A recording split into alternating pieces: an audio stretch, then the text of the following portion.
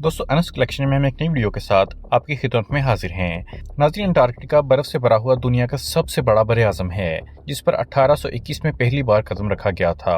नाज़रीन, ज़मीन पर टोटल 7 कॉन्टिनेंट्स मौजूद हैं, जिनमें अंटार्कटिका दुनिया का 5वां सबसे बड़ा बर आज़म है, जो पूरे का पूरा बर्फ से भरा हुआ है। ये बर्फ का इतना बड़ा कॉन्टिनेंट है कि जिस पर 5 किलोमीटर गहराई तक बर्फ ही बर्फ है, जिसने इस कॉन्टिनेंट के 97% हिस्से को कवर किया हुआ है। बर्फ का ये कॉन्टिनेंट पूरे 1 करोड़ 36 लाख स्क्वायर किलोमीटर के एरिया पर फैला हुआ है, जिसमें पाकिस्तान जैसे 17 और इंडिया जैसे 4 मुल्क फिट आ सकते हैं। इस कॉन्टिनेंट पर इतनी बर्फ है कि अगर एक साथ वो सारी पिघल जाए तो दुनिया भर के समुद्रों की सतह में 200 फुट तक का इजाफा हो जाएगा। नाज़रीन, दुनिया के फ्रेश वाटर का 60% हिस्सा अंटार्कटिका में आइस शीट्स की सूरत में मौजूद है। चाहे जून जुलाई का गर्म मौसम ही क्यों ना हो, लेकिन अंटार्कटिका का टेम्परेचर पूरा साल -50 से -90 डिग्री सेल्सियस ही रहता है।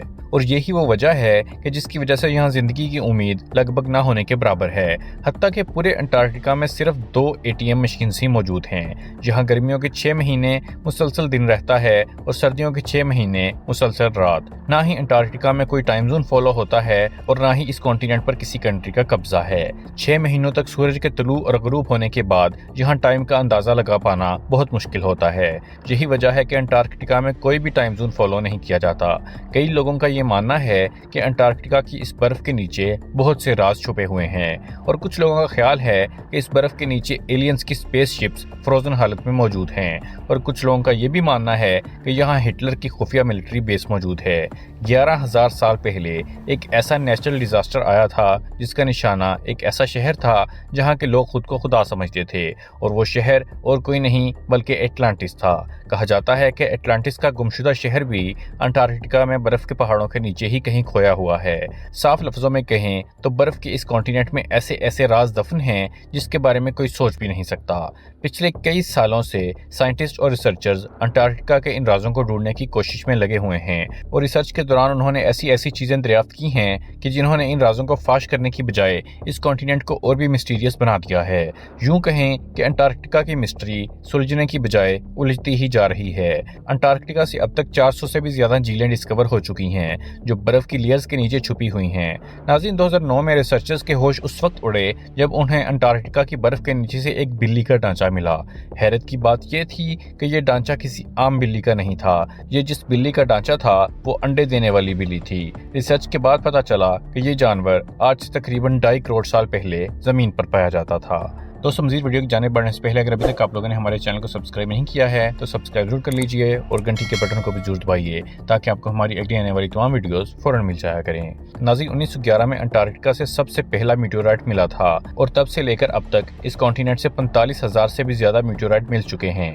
दोस्तों, मीटेओराइट सख्त पत्थर के ऐसे टुकड़े होते हैं जिनका ताल्लुक हमारी ज़मीन से नहीं होता, बल्कि वो किसी और प्लेनेट से टूटकर आए होते हैं। रिसर्चर्स के मुताबिक इन मीटेओराइट्स में से कई 7 लाख साल से भी ज़्यादा पुराने हैं। 2015 में अंटार्कटिका से एक छोटा मीटेओराइट डिस्कवर किया गया था। रिसर्च के बाद पता चला कि ये मीटेओराइट कहीं और से नहीं बल्कि मार्स से टूटकर आया था, क्योंकि इसमें ऐसे बैक्टीरिया मौजूद थे जो मार्स पर पाए जाते हैं। 2014 में आर्कियोलॉजिस्ट ने अंटार्कटिका से एक ऐसी चीज़ डिस्कवर की जिसने सबको हैरत में डाल दिया था। आर्कियोलॉजिस्ट को रिसर्च के दौरान 3 इंसानी खोपड़ियां मिली जो अंटार्कटिका से मिलने वाली पहली इंसानी खोपड़ियां थीं। नॉर्मल इंसानी स्कल के मुकाबले में ये खोपड़ियां बिल्कुल अलग थीं, क्योंकि इनके सर इंतहा से ज़्यादा बाहर निकले हुए थे। इस तरह की खोपड़ियां साइंसदानों को इजिप्ट और फेरू से भी मिल चुकी हैं, जो इस बात की तरफ इशारा देती हैं कि शायद आज से हज़ारों साल पहले अंटार्कटिका में लोग रहा करते थे, जिनका कोई ना कोई ताल्लुक ज़रूर एंशिएंट इजिप्ट सिविलाइजेशन से रहा होगा। 1911 में टेलर नामी एक साइंसदान ने अंटार्कटिका में ऐसा वाटरफॉल डिस्कवर किया था जहां पानी की जगह ब्लड फॉल होता था। अब इस मुकाम को टेलर ग्लेशियर कहा जाता है। कुछ सालों तक यही माना जाता रहा कि इस ग्लेशियर के अंदर से खून बहता है, लेकिन फिर रिसर्च के बाद ये पता चला कि इस ग्लेशियर के नीचे पानी का एक बहुत बड़ा डैम मौजूद है, और इस पानी में समुद्र के पानी से भी 3 गुना ज्यादा सॉल्ट है, और इसके साथ इस पानी में पहाड़ों से निकलने वाला आयरन भी मौजूद है। और जब ये पानी ग्लेशियर से बाहर निकलता है तो पानी में मौजूद आयरन हवा में मौजूद ऑक्सीजन से मिलकर आयरन ऑक्साइड बनाता है, और यूं पानी सुर्ख रंग में बदल जाता है। इस पानी में 17 किस्म के बैक्टीरिया भी डिस्कवर हुए थे। हैरत की बात तो ये थी कि इन बैक्टीरियाज को जिंदा रहने के लिए ऑक्सीजन और सनलाइट की भी जरूरत नहीं पड़ती। साइंटिस्ट और रिसर्चर्स का ये मानना है कि ये बैक्टीरिया इन प्लैनेट्स पर मौजूद موجود ہوتے ہیں جہاں آکسیجن اور سن لائٹ نہیں ہوتی، اور یہ بیکٹیریا ہماری زمین پر کہاں سے آئے، یہ راز انٹارکٹیکا کی مسٹری کو مزید الجھا رہا ہے۔ سائنٹسٹ کو تقریباً 1.5 کروڑ اسکوائر کلومیٹر پر پھیلے اس کانٹیننٹ سے کچھ ایسے ثبوت بھی مل چکے ہیں جو اس بات کی گواہی دیتے ہیں کہ آج سے لاکھوں سال پہلے انٹارکٹیکا پر بھی زندگی موجود تھی اور یہ جگہ بھی رہنے کے قابل ہوا کرتی تھی۔ 1980 میں ریسرچرز کو انٹارکٹیکا سے ڈائناسورز کے ڈھانچے ملے تھے، اور تب سے لے کر اب تک یہاں سے کئی ڈائناسورز، پلیٹیوسورز اور موزاسورز کے ڈھانچے مل چکے ہیں، اور پھر ریسرچ سے یہ ثابت ہوا ہے کہ یہ ڈھانچے تقریباً 70 لاکھ سال پرانے ہیں، یعنی اس وقت یہ جگہ رہنے کے قابل ہوا کرتی تھی۔ 1100 فٹ کی گہرائی سے آرکیولوجسٹ کو ایک انتہائی خوفناک مخلوق کا ڈھانچہ بھی ملا تھا۔